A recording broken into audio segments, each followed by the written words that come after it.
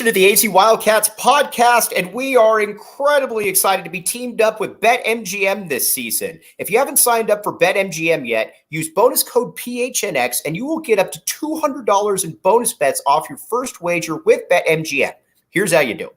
Download the BetMGM app and sign up using bonus code PHNX. Place a pregame moneyline wager in the amount of at least $10 on any market at standard odds price. You will receive $200 in bonus bets instantly, regardless of the outcome of your wager. Just make sure you use bonus code PHNX when you sign up. And now let's hear Shane Diefenbach with the disclaimer. Disclaimer, 21 plus to wager. Visit BetMGM.com for terms and conditions. U.S. promotional offers not available in Washington, D.C., Mississippi, Nevada, New York, and Ontario. Gambling problem? Call 1-800-GAMBLER. Colorado, D.C., Illinois, Indiana, Louisiana, Maryland, Mississippi, New Jersey, Ohio, Pennsylvania, Tennessee, Virginia, West Virginia, Wyoming. Call 877-8-HOPE-NY or text HOPE-NY 467-369, New York. Call 1-800-NEXT-STEP, Arizona. 1-800-522-4700, Kansas, Nevada. 1-800-327-5050, Massachusetts. 1-800-BETS-OFF, Iowa. 1-800-270-7117 for confidential help, Michigan. All right, now, joined by, when I say the busiest man in the Tucson media, when I say a man that you will find everywhere, you could be at a basketball kids game at Greenfields, or you could be up at the Skybox covering U of A football, the great Justin Spears, Justin Esports, Justin, and you can also catch him on TNT Inside the NBA or on ESPN Sports Center. How you doing, my man? Mike, it's always a pleasure to talk with you. How's it going? Not too bad, dude. And the daytime jobs too. 1490 in the morning. Make sure to catch 7 to 9 Spears and Ali. Must listen to radio. And then Justin, now are you the official beat writer now for Arizona football? So it's not official yet. Because my colleague Michael Lev has taken over as the interim sports editor of the Arizona Daily Star, because Ryan Finley went over, is now the sports editor at the San Diego Union Tribune. And Lev said, I'm going to shoulder this responsibility. I'm going to be the interim sports editor, and maybe it could lead to the long run. So while Lev is, holding down the fort as head honcho of the Star sports department, I am currently taking over the football beat writing duties. And it's been a lot of fun, a lot of work, but man, it's great, man. Growing up here in Tucson, I would always read Ryan Finley's report on Arizona football, Daniel Burke. I mean, so many great writers have come through the Arizona Daily Star and have covered Arizona football. The fact that even if it could be for the interim, for the time being, the fact that I have this role right now, it's pretty special. There is nobody more deserving, and I mean that. I mean that sincerely, Justin. We're all proud of you. You're making Tucson proud, my man. Thank you, man. Okay, appreciate all it. right. We're going to talk a lot of Arizona football, but we're going to start here with playing the hits right now. As Cord Lopez yesterday, you were saying, "When's the news going to come? When's the news going to come?" All right. Well, here is the first domino to drop. Ryan Nembhard from Creighton is in the transfer portal. Obviously, we know Kirk Risa has gone on to West Virginia. Before we talk about Nembhard, but what are your just thoughts on Kirk? The legacy that he leaves and what he goes on to West Virginia there, Justin. He had such a unique career at the U of A because when he was recruited by Arizona, it was at a very vulnerable point for the program because Arizona, they weren't getting these 4 or 5-star guys in the United States anymore. So Sean Miller and company, they had to redirect their recruiting tactics, if you will. And they started tapping into the European market. You know, in the past, they've had European prospects come through, like Lauri Markkanen, like Dusan Ristic, but it had to kind of be put into overdrive, you know, because of the NCAA investigation. So when they got Kerr Kriisa, it was a unique way that Sean Miller and his staff went about recruiting. But when they got him, you know, they had also James Akinjo. They had, I believe, Terrell Brown. They had all these, you know, Jamal other Baker. guards. Jamal Baker as well. And Sean Miller told Kerr Kriisa, hey, just so you know, yeah, you're going to come to Arizona if you want to, but we have all these guards, and, you know, playing time, it might be a little scarce for you in your first year. And Kerr Kriisa looked at Sean Miller and said, what, you think I'm scared? Like, okay, fine. You know what? I'm committing to you right now. Right. So Kerr Kriisa, from the time Sean Miller met him and recruited him, you know, he always had that edge, and he brought it to Arizona. Unfortunately, we only saw him play 8 games in his first year, but then he went into the transfer portal because Sean Miller was his guy. And Tommy Lloyd had to re-recruit him back to Arizona. And when he did, it was a winning formula. They won a lot of games together. Kerr Kriisa led the conference in assists. He also is top 10 in Arizona history in three-pointers made. So, man, there was a lot of good to come from the Kerr Kriisa era. I mean, heck, the man's got a couple of triple-doubles. The only other 2 guys to have multiple triple-doubles at Arizona, we're talking about Andre Iguodala and Lauren Woods. So it's good company. It's really good company. And Kerr did a lot of good at Arizona, but you know what? His game was also flawed. And unfortunately, fortunately for Kerr, Arizona inherited this great point guard in Kylan Boswell. And unfortunately for him, the time is now. It's officially the Kylan Boswell era. And if Kerr Kriisa isn't willing to come off the bench, then it's time for him to go.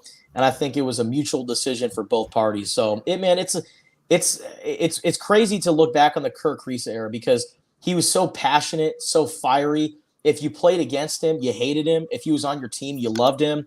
But a lot of good, a little bit of bad, but man, it was a unique 3-year run for sure. All right. One thing that we've been talking about, and very well put right there, one thing we've been talking about from the beginning is that Tommy Lloyd, yes, he's taken a few lumps, but overall, this is an A-plus coach. You don't win the amount of games that he has done his first 2 years without knowing exactly what you're doing. And again, he's a first-year coach, so sometimes you're going to take some things maybe you would have done here, something everybody did it. But this offseason, you could tell that, you know, they knew, especially on the wings, you got to get a little bit more dynamic. You got to get guys that could make some plays off the bounce that can give you some of that right there. Obviously, Kylan Boswell is going to be running the point. Ryan Nembhard entering the transfer portal is very, very interesting. Now, again, we need to be very clear. He is not committed to Arizona. He is in the transfer portal. He is not committed to Arizona. But, Justin, this is the kind of guy theoretically, though, that you're looking at, and you're just salivating putting him next to a Kylan Boswell. I mean, keep in mind, this is a young man. His brother's in the NBA. He dropped 30 in a second-round tournament game. There's a lot to like about Ryan Nembhard and the possibilities that he could bring to whatever school he attends. Absolutely. And, you know, Ryan Nembhard, wherever he goes, is going to make that school very happy. But you look at the connections to Tommy Lloyd in Arizona. I mean, he recruited his brother to Gonzaga. Right.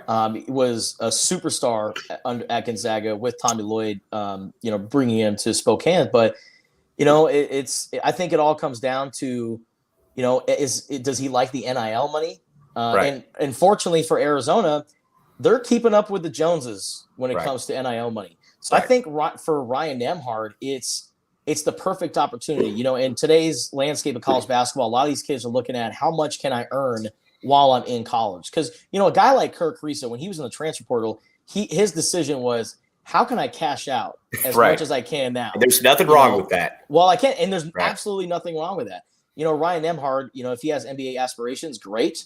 You look at the development of, you know, several players under Tommy Lloyd. I mean, just in the last couple of years when he's been at Arizona.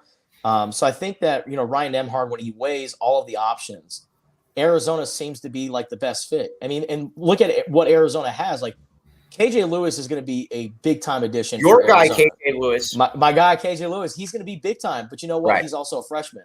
You know, he's going to be growing, and he's going to be going through those growing pains. So to have a guy like a Ryan Nembhard who's played college basketball, who has experience, is also talented, you know, he can come in and be kind of like this older bro figure to KJ and even Kylan, who's going to be turning 18 here in a few weeks. So I think the stars are aligning. I think Ryan Nembhard to Arizona, like you've been saying, Mike, there's definitely some meat on that for sure. And he's got multiple years as well, too. That's what's exciting about the whole thing. And keep in mind, Ryan Nembhard is probably an NBA prospect. He's not that can't miss type guy where you're like, all right, well, he's going to be a rental for a year and he'll be in the NBA. I mean, you could theoretically get multiple years out of him. So you just look at that perimeter right now between him and Kylan Boswell. You got to get Kylan again, if this were to happen right there. But if you were to get Kylan Boswell, who I think, honestly, Justin, can be 14 points, 5 assists, something like that. I don't see any reason why he can't. You put a guy next to him in Ryan Nembhard that could probably put up 14 or 15 a game. Then all of a sudden your pieces on the perimeter start coming into play. Now, again, there's going to be another couple guys that will probably be joining here. But this is a great first domino. Now, let me ask you about this. Small forward position right there. And I've gone back and forth with this all the time, and I don't know what I think. Do we want Pelle Larsson coming off the bench where he's Larry Bird, or do we want to put him back into the starting rotation again? What would Coach Justin Spears do there, assuming you would have a Nembhard and a Boswell? Well, you got a Nembhard and a Boswell, and you look at the small forward spot, and I would say Pelle Larsson, maybe figure out what he wants to do. If I'm Tommy Lloyd, I would ask Pelle Larsson, like, hey, you're going to be playing starter minutes. Like, let's not get it twisted. No matter where Pelle Larsson is, he's going to be a guy that plays at the end of games because that's just the kind of player Pelle Larsson is. So he's going to be like this sixth starter. Maybe do you approach him like, hey, obviously playing off the bench is working well for you. And correct me if I'm wrong, Mike, but the year that Jason Terry won Pac-10 Player of the Year, was he a starter or did he come off the bench? Yeah, he only started 1 year. That was his senior year. He started that year. So he started that year. But what you're right about, though, Justin, is that he started for his sophomore and his junior year. He played 30 minutes a game, just like I think that you're implying that Pelle would. Exactly. And Jason Terry goes into the NBA, and what is his niche? Right. He's a sixth man. Right, and exactly. And Jason Terry made a career off of that. So, you look at a guy like Pelle Larsson. I'm not – obviously, Pelle Larsson and Jason Terry are not even the same player. But I just think that if you can convince Pelle Larsson, hey, maybe the six-man role is your calling, let's maybe, get somebody from the transfer portal, give him the starter role, and then you can continue to come off the bench and be that presence, that veteran guy that we can rely on time and time. Justin checked out for a second, but he will be right back. There he is. Sorry. Somebody was calling me. No, you're good. You're good. No, I used to have that all the time when I beat from my phone. Now, let me ask you this, Justin. The U of A big men last year, you had two guys that played a lot, and then you had two guys that did their work behind the scenes. What do you think of the nickname the Four Peaks? The Four Peaks. Well, I know that's one of your guys' biggest sponsors here on PHNX. The official brew of PHNX Sports. But you know what? We throw it in there as well. Four Peaks. Our guy Matt Muehlbach even mentioned it on a broadcast one time, the Four Peaks dynamic. We're going to get to the peaks here in just a second. But here's the deal. Not everybody can be tortured like Justin and root for the Chargers. Some people have to root for the Arizona Cardinals, which you could make the case is even a more tortured existence. Here's the deal. New coach, new GM. The Cardinals have the third pick in the draft. It's a big opportunity for our team. The best place to take in this pivotal moment is on April 27th is at 4 Peaks, 8th Street Pub. Must be 21 years or older to enjoy responsibly. And, Justin, we've got our pick of the week time right here. Let me ask you this, because it still just says pick of the week. Who do the Lakers play next? Oh, man. Who do the Lakers play next? They have the Nuggets next or something like that? I know they just played the Clippers last They do night. have the Nuggets. They do have the Nuggets next. I believe you're right on that. I am picking the Lakers. I think that the Lakers are going to win whoever they play next. What say you, Justin Spears? Well, Lakers are officially in the postseason right now. All right. I think they might start resting LeBron and AD and getting ready for that. So you're going against the grain here. I would go against the grain. Against the grain. There you go. All right. Fair enough right there. You know what? With Tommy Lloyd this offseason, I thought we were going to find out a lot about him because, again, obviously a great coach, but, I think a lot of people, and maybe Justin's responsible for this with the pickleball stuff, but I think a lot of people look at it and they're like, oh, he's just this aw shucks guy. There were some tough decisions that I think he had to make right here. And I think he liked Kerr. You could tell that he liked Kerr, but I think that was a mutual decision. I think you hit the nail on the head. That was a mutual decision on both parties, probably to start anew right there. And that probably wasn't easy for Tommy Lloyd right there. But if you're able to get Nembhard in to replace him, that shows too that you got a little bit of, you have an overall, you got a bigger plan in play right there. Then again, you're still not done because you look at it, you still have that small forward position. We talked about Pelle Larsson, your guy KJ Lewis, who you know from Mesquite Elementary, or your brother knows. What was that? I grew up with his older brother Trey. Okay. Trey Holyfield. Him and I were really good friends. We went to the same school, went to same middle school, same high school, and KJ went to the same elementary school that I went to, Mesquite Elementary. Yep. All right. So he went to Justin's old stomping ground right there. So again, you guys, sir. All right. So, but you got those pieces in there. You're still in this era of the transfer portal, though. You're going to have more movement in there. And what I said before the season, and a big tip of the cap to Courtney Ramey and to Ced Henderson. I think they both filled out the roles that they were brought in for. But in my opinion, what you saw against Princeton was a team that needed a little bit of a cut above. I'd love to bring in Ramey and Ced Henderson, but a little bit more of a difference maker, an all-conference type guy. So it's assuming you're able to get a Ryan Nembhard. That next thing that I would like to be able to do is look at and say, okay, what can you get at that small forward position? What kind of versatility can you get at that post position there as well? Because we obviously got Umar Ballo back, but you don't know about Azuolas Tubelis. And oh, by the way, Lakers taking on the Suns tomorrow at 7:30. Yeah, well, but still the Suns are locked into the fourth spot, so it could be could be who's tanking harder in that one. but going back to what you were talking about, I mean, you have to make hard decisions as a coach, because you have to look at your roster and realize, okay, what are our foundation? What are our principles going into next season? And Tommy Lloyd understands that, okay, if we get Azuolas Tubelis to come back, and one thing I found very interesting, Mike, I don't know if you've noticed this, but Arizona Assist Program, the program that's I know where you're going. That really helps out with NIL deals for the players. I did notice a social media posting. I think it was on Twitter. They said, "Hey, purchase your Azuolas Tubelis shirts. Right. Support Zoo," and they gave a link saying, here's where you could buy them. I'm like, this guy is considering the NBA or coming back. And the NIL program is really making a push to get him some money for NIL. And I think that's what Arizona is trying to do. They're trying to show, hey, you can come back for another year. Don't worry about the NBA. I know, second round, you can get your money that way. You can play in the G League, whatever, but nothing is guaranteed when you're in the second round. Or you can come back for another season. You could be Pac-12 Player of the Year. You could be a surefire All-American, maybe even National Player of the Year, and then you can creep up into that first-round range. I think Azuolas Tubelis sticking around for another year is ideal. And I think for both parties. Oh, for both parties, absolutely. Yeah. And, I'm not saying that he's going to be getting an NIL deal from Beats or these, major companies, but you look at a guy like Drew Timme last year at Gonzaga. Projected second-round pick. What did he do? He came back for another season, and he raked in over $600,000 in NIL money. Right. So there's a lot of money in the NIL game, and this favors Arizona when it comes to guys like Azuolas Tubelis. So I really like the idea of Azuolas Tubelis coming back for another season. And I was actually talking about this on the radio show today. Remember last year when we were Where can they find the radio show, by the way, from 7 to 9 a.m.? 7 to 9 a.m. on 1490 a.m.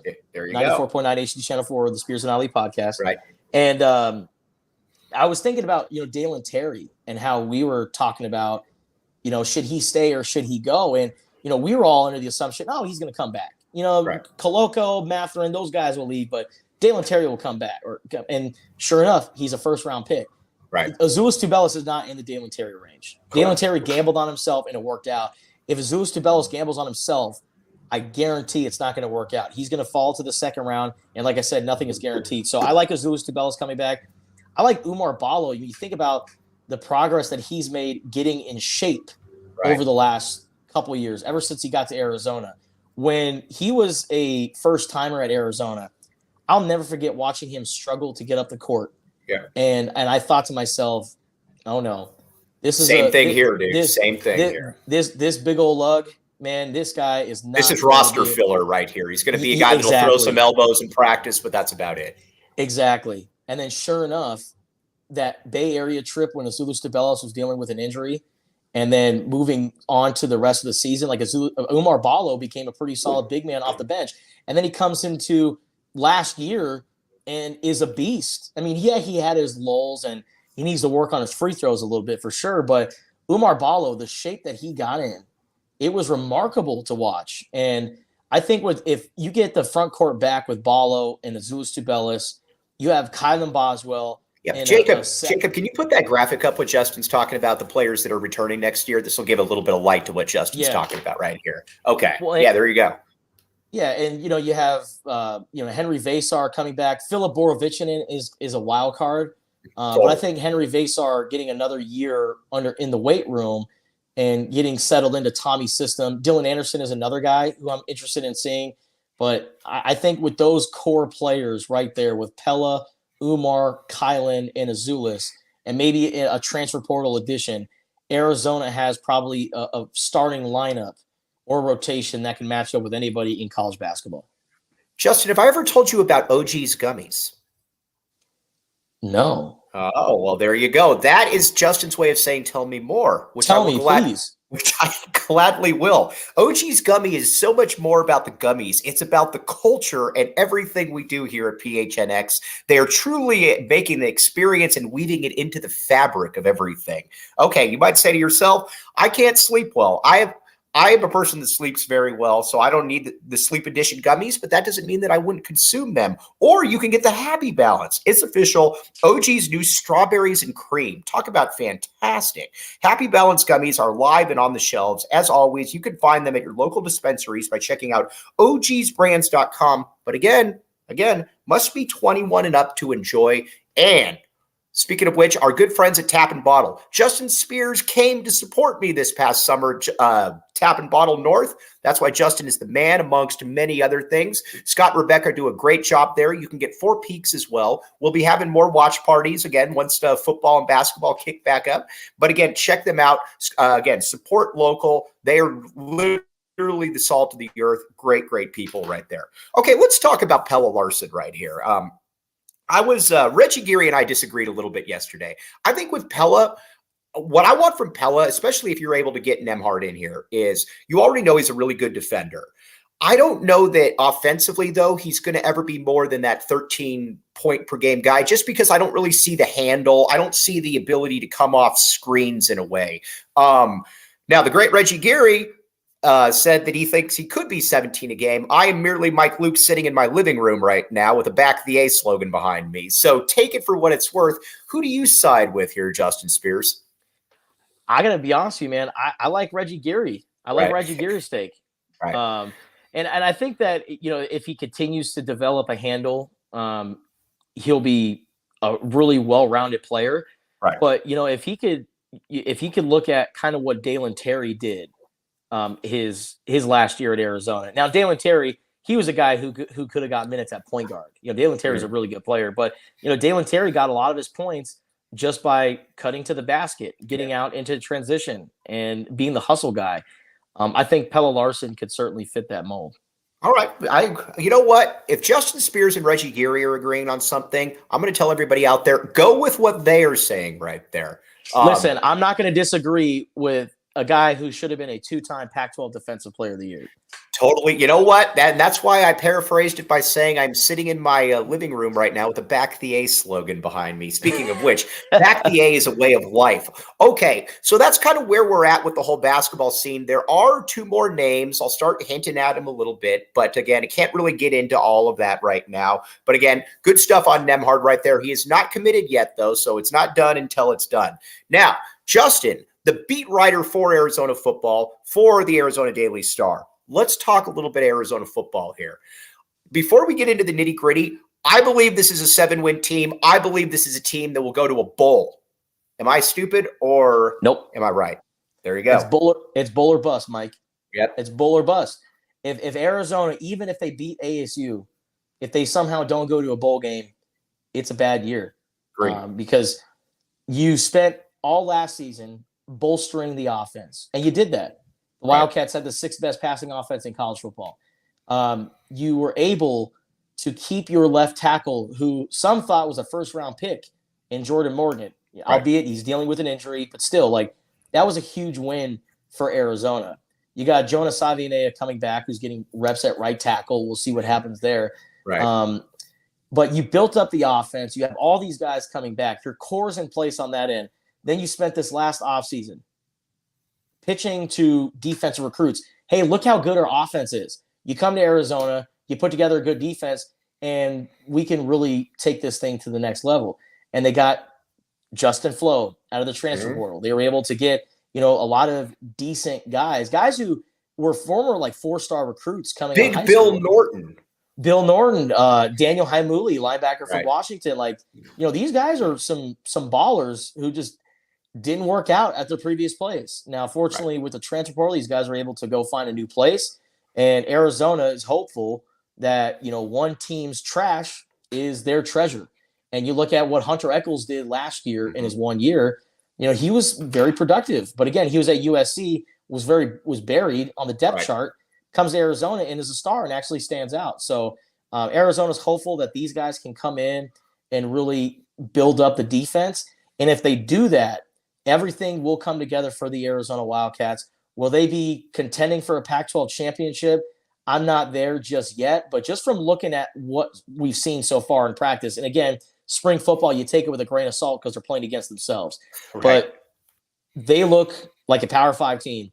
Tyler Owens and that strength staff, what they've done with these players over the last couple of years, it's amazing. And Arizona, they're going to be a fun brand to watch. The Pac-12 is loaded this year, though. So realistically, I say 6 to 7 wins, but there's always room for growth. Let's talk about the pass catchers. Jacob Franklin right there. If you were able to pull up the one graphic by Sean DePaz about the pass catchers for Arizona, the skill position. All right. We got Tanner McLaughlin right here, who, by the way, I still am amazed by that. I mean, you talk about this coaching staff and what they've been able to do is find as far as evaluating guys. I'll be honest with you. I knew the guy was on the team. I didn't even know he was a scholarship player or what he was. And then obviously 34 catches, 456 yards. Jacob Cowing, then T-Mac, obviously, who we're going to get to in a moment. But you know who's not even on this list is a guy like a Kean Burnett, 4-star kid. And Justin, I mean, you follow the game really closely. Kean Burnett looks to me to be a guy that's going to be impossible to keep off the field at that tight end spot, no matter how good everybody else is in front of him. Yeah, I mean, Tanner McLaughlin is, the number 1 tight end, but, Arizona, they could run a double tight end set. Right. And have Tanner McLaughlin and Kean Burnett on the field at the same time and really give Arizona a whole nother dimension on offense. But Kean Burnett, he looks like he's put on muscle while also losing weight. Like he looks like almost thinner around his waist, yet his arms are massive right now. Right. He's built like a tank and he moves so well. He's almost like a really big wide receiver, but you look at the way he's built, for a fact he's a tight end. So I think being able to study Tanner McLaughlin and being able to learn from a veteran who's productive, because remember, Tanner McLaughlin has the most receiving yards by tight end since Rob Gronkowski. Like, that's good company as well. Pretty good stuff right there, man. So learning from a Tanner McLaughlin, I thought was big time for Kean Burnett. And with these two guys, butting up with each other, the 2 tight end set for Arizona, it's going to be pretty lethal this year. All right. Justin Spears was sitting in front of me when we were watching T-Mac at the scrimmage make one-handed catches, one after the other right there. I'll be honest with you. I thought he'd be really good coming in, but I also didn't know he didn't look like, I'm going to sound really stupid right here. He didn't look like the no-brainer Alabama type guy that runs the 4.2 40 that's going to be. So again, I thought he'd be really good, but I wanted to take a wait and see approach. Justin, he's that dude. If he were to lead the conference in touchdown, even though Justin Spears was skeptical about him in the press box last year. Not even. Just kidding. That was not Justin Spears. Sheer and I were on a campaign to try to get people to think that, though. But no, Justin was on it from day one. But homie, if this dude catches 13, 14 touchdowns this year, it would not surprise me in the least. You were on it before I was. What say you? T-Mac, I was not slandering you. That's fake news right there from Mr. Luke. But I think that, T-Mac, he was kind of baptized by fire, that old expression. Yeah. Because when he first got to Arizona, he was going up against Christian Roland Wallace, who's now at USC. I mean, Christian Roland Wallace he's built like a tank. He is an all Pac-12 caliber cornerback. And when number 4 and number 4 lined up against each other last year, those were battles. Right. And Christian Roland Wallace really just beat him up last year. And so T-Mac took that experience of going up against C-Row, all that in that first year of practice, understood, okay, this is the physicality of playing at the Power 5 level. If C-Row can kick my ass all day in practice, in games, it's going to be nothing to me. Right. C-Row is going to be as worse as it gets. So games are going to be easy. And so the physicality really helped out T-Mac. T-Mac has put on a significant amount of weight since coming to Arizona. Did you see his dad at practice? I assume that's his dad. He looks just like him. It's a spitting image of T-Mac. And his dad came in. I mean, it was like, imagine T-Mac with the T. Morant glasses. Yeah. And like the and a tribal tattoo down the leg. Yeah. Looking like an absolute badass. Right. He really did. But yeah, T-Mac, I mean, he looks really good. I mean, he's built. He's quick. And that's another thing. Like, I'm looking at the way he's moving, and there was a one-on-one drill where they were doing different routes, and T-Mac did a hitch on Treydon Stukes. And Treydon Stukes is going to be Arizona's starting nickelback. We're talking about a starter in Arizona's defense. Multi-year starter. And T-Mac made Treydon look so silly. He got maybe 6 or 7 yards of separation doing a hitch. Treydon kept backpedaling down the field, and there was T-Mac all wide open, just waiting for the pass. And he catches it and runs for a touchdown. And on top of that, he's jumping up, making these like Spider-Man looking catches, looking like Odell Beckham out there. And then another touchdown that really impressed me the most, which really shows his strength and how much he's put on in the offseason. There was a one-on-one ball in the end zone with Ephesians Prysock. And Ephesians Prysock, the dude is built like Jalen Ramsey. Right. He's long. He's big. He looks next level. He looks like what you see at Alabama. Physically. He looks like an NFL quarterback. And Ephesians jumped up and got the ball, and it looked like it was going to be an interception. Then T-Mac just ripped it out of Ephesians' hands, and the referee came by and ruled it a touchdown. So what would have been an interception, it would have been a turnover. T-Mac is over here muscling away these footballs, and he's just everything you want in a wide receiver, man. It's incredible to watch him play. Justin Spears, have you ever been to Circle K? Oh, man, all the time. Polar Pops, baby. You know it. All right. Here's the best thing that I can say about Circle K amongst many things here. Circle K serves everybody in the community. You're not going to find Circle Ks in just one area of town. We've always talked. I believe that Grant and Oracle is the toughest intersection in town. I believe, you know what you find right there? A Circle K.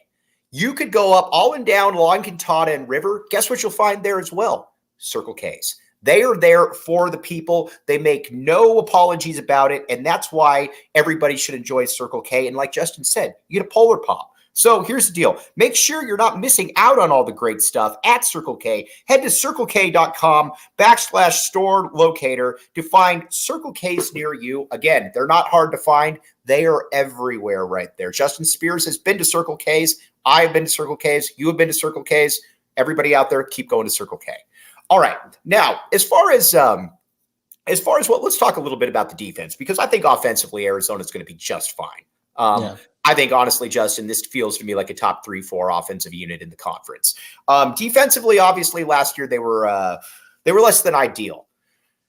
Getting Dwayne Aquina in here, getting a new defensive backs coach as well. And again, this isn't any diss towards Dwayne Walker. But getting Aquina in there, getting his eyes on the ground, watching how lively he is. You got a new DBs coach in there as well. I'm excited because I think it's going to be a little bit of a difference last year. Like, give you an example. Last year against ASU, it felt like you were just giving up 10-yard passes in the middle of the entire, off to the side from your guy, Trenton Bourguet, the entire game. I don't know that that's going to be acceptable this year. Now, again, you might get beat over the top, but I don't see that happening this year. And I think also Arizona on the run, giving up the run was terrible last year. If I'm not mistaken, I think they were 11th in the Pac-12 in rushing yards allowed. Mm-hmm. And you think about some notable games, that really hurt the Wildcats, I always go back to that Cal game. That was when the wheels came off. It felt like where it's like, this is going to be a long season. Jaden Ott all of a sudden became Barry Sanders for Cal. And I don't from the first carry of the game. First carry of the game, man. Like, he just set the tone. And I don't think like Jaden Ott had a performance even close to that for the remainder of the season. So Jaden Ott set the tone. I mean, they rushed for 354 yards against Arizona. Rushing for 354, that is a very disgusting number. Yes. For any defensive unit. So I think Arizona has to focus on stopping the run. You got two linebackers that Jacob Manu is going to be stepping into his larger role this season, and he's going to be learning that on the fly as well. Justin Flo, can you get the production that you really want out of a guy like his status this year? I mean, they're trying to dial it back and make him play with controlled chaos and not out of control.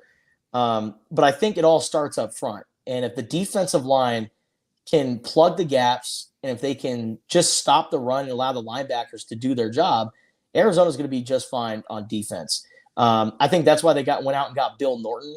Bill Norton from Georgia.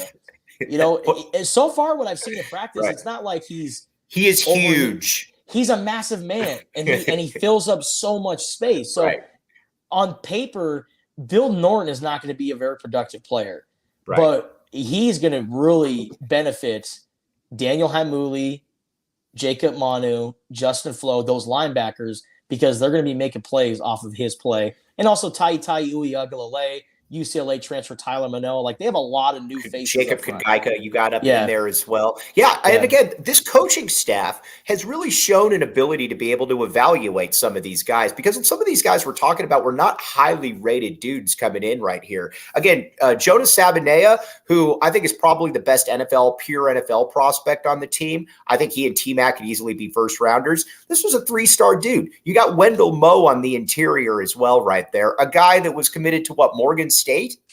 I mean, and he was at Long Beach Poly, your neck of the woods originally. So, I mean, that's just a pretty impressive stuff. Then you mentioned Tai Uiagalelei. They were starting to kind of butt in on Keon Barrs and Paris Shan's snaps towards the end of the season last year. And he and Jacob Kongaika were not highly rated, uber rated recruits though either, Justin. Yeah, Jacob Kongaika, I think he's still a walk-on, if I'm not mistaken. And that needs to be fixed. That needs to be fixed, absolutely. And a lot of these guys, they're walk-ons, but you look at the programs that they're coming from. Right. They're coming from Mater Dei. They're coming from these powerhouses. Poly, Cienega, Long Beach Poly. They produce high-level players. Right. And go Bobcats, by the way. Yeah, by the way, Niemer's Wieners. Have you told him that? I saw him like 4 or 5 years ago, and I did tell him that. Yes. Shout out to right, for sure, no doubt. The goat, man. But yeah, Arizona has a lot of new faces on defense, but a lot of the faces that are going to contribute this year, they all got playing time late last year, and Johnny Nansen slowly implementing these guys. Those were valuable snaps going on the road and beating a UCLA. And the type of offense that they had with Chip Kelly, and DTR and Zach Charbonnet, beating that offense, albeit, Zach Charbonnet kind of had his way there in the second half. But you still go out and you make those stops, those key stops, to have a win like that. Now you have your foundation. You got a Russell Deuce Davis coming off the edge, who's put on a lot of weight since the offseason. I need him to lead the team in sacks. He's going to lead the team in sacks. I really believe that will be the case this year. Sterling Lane, who was a 4-star linebacker. I mean, heck, the guy chose to come to Arizona over Michigan, Oregon, Tennessee, like the who's who of college football. And now that he spent a year in the system, he's going to have a bigger role. So there's a lot of question marks on defense. And that's the one thing about Johnny Nansen, the defensive coordinator, is that he's keeping his cards very close to his chest. I get asked this all the time. What's the defense looking like? What's the defense looking like? Who's going to start? I'm like, I can tell you maybe a few guys who I think for sure are going to start. Ephesians Prysock, number 1. Yes. Traydon Stukes at cornerback or at nickelback. He's another one. Isaiah Taylor at safety. I think that's a guarantee. Outside Justin of that, Flo should start. Justin Flo should start. Jacob Manu, Right. I think, is a surefire starter. Yep. But Justin Flo should start. However, Daniel Haimuli, he's been, making some Yep. noise in practice. So I really don't know where Johnny Nansen is thinking right now. But man, there's a lot of players that could be useful, but that's a good problem to have, right? Because that means you have depth. You know who I'm also very excited to see is Charles Yates Jr. This is a kid, too. You got to remember that he came from, and I've actually been to Pierce College junior college games. It's outside of a few players, it was probably the worst JC that I've ever seen. Got a couple buddies on the team. But when you're playing offense and defense the entire game, and you come in there and he's made plays in camp, they don't have him buried off to the side right there. I think that I don't know that he's going to start, Justin, but I think that he's going to be right in there as well. And that's another case of where this coaching staff seems to find kids. This is not sourced by any means, but I think he's going to start. I agree with you. I think he starts opposite Prysock. He does. And, Isaiah Rutherford, he's a good backup to have. But he's just not at that level. Yeah. Charles Yates, he's very fascinating to watch because you watch him against Arizona's receivers and he looks smaller. Right. But he made a play during Arizona's indoor segment. And the only reason why I know this is because the football team posted this. Right. Is back of the end zone. Back of the end zone against T-Mac. T-Mac is 5-6 inches taller than this guy. And he jumped up and got the ball right from T-Mac. Right. It was like Jackrabbit, Adoree Jackson type of stuff right there. And Janoris Jenkins even. Mm-hmm. And I think that Charles Yates has really come along in spring ball. And so far, I think it's a safe bet that he's probably going to start opposite of Prysock, but it's not guaranteed, as I said earlier. One other kid, too, I'm very excited to see in the secondary is Genesis Smith. I think this could be the epitome of a kid that was maybe a little bit underrated coming out of high school. You kind of get lost in the mix there up at the Chandler schools, but he's been making plays as well, and you could tell he's a big hitter. I actually like the comparison. I don't know if it was you or somebody else that said he got a little bit of Adam Hall in it, just kind of the way that he looks out there. Well, I thought as soon as I saw him at practice, I had to do a double take. Right. I'm like, oh my gosh, he's wearing number 12. Right. His hair is identical. Right. And they have a similar build. I'm like, that is Adam Hall. Yeah. But Genesis so far is getting reps with the twos, and he looks good out there. I mean, he had an interception to end the scrimmage last Saturday at Arizona Stadium, and eventually he's going to be a hard-hitting safety. I think, Christian Young was a great, strong safety, but I think eventually Genesis Smith will be probably the best safety to play for the Arizona Wildcats. With not all time under Jedd Fisch. I was going to say Chuck Cecil says hello. Brandon Chuck Sanders Cecil has says some. hello. Yeah, I was going to say no, not of all time though. There are plenty of great safeties to play at Arizona, but he's going to be very good. In terms of guys who have played under Jedd Fisch, and Isaiah Taylor is going to be a special talent in my opinion. He is a really good talent, but Genesis Smith has all the measurements to be not only a really good college player, but also a player that's going to stick around in the NFL. All right, let's say that you're saying to yourself before we sign off here, I want to be like Justin Spears. I want to have my own radio show. I want to be the beat writer for the Arizona Daily Star. I want to be sideline, but that can't really happen. You know the best way to become close to that? Get Shady Rays sunglasses right here, Justin. All right, so here's the deal. Take on the summer with the best shades around, 50% off when you buy 2 or more pairs. And, our buddy Jeff Bowe, U of A football SID, has some really cool sunglasses. I thought they were Shady Rays at first because they looked so cool. I even asked him this. But here's the deal. Exclusively for our listeners, Shady Rays is giving out their best deal of the season. Go to shadyrays.com and use promo code PHNX and for 50% off 2+ pairs of polarized sunglasses. Try for yourself. The shades rated 5 stars by over 250,000 people. All right. He is the great Justin Spears. Justin, as always, tip of the cap, my man. Real quick, how much do you sleep per day? I probably say I average a good 6, maybe 7 hours of sleep. Okay, that surprised me right there. I thought you were going to say about 3.6 to 3.7 hours of sleep. But again, make sure on your drive time, 7 to 9, Spears and Ali, 1490. Excuse me, and get all of Justin's stuff. Beat writer for the Arizona Daily Star, Wildcaster, and follow him on Twitter at Justin E Sports. Keep in mind, if you're following him, there's a good chance you're going to either see him on Inside the NBA or you're going to see him on ESPN. Dude makes moves. Justin, as always, super proud of you, my guy, and we'll talk to you soon. Well, I'll see you in about 2 hours. Hey, talk to you later, man. Appreciate you. All right. He's Justin Spears. I'm Mike Luke, the great Jacob Franklin behind the scenes, all 6'8" of him. We will talk with you tomorrow. You have been listening to the AZ Wildcats podcast.